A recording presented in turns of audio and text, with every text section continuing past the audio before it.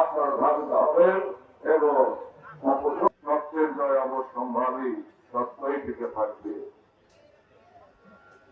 সত্যই টিকে আমি আপনাদের সৌভাগ্যজনকে প্রদান করেন, আপনাদের সবার দীর্ঘ জীবন কামনা করি।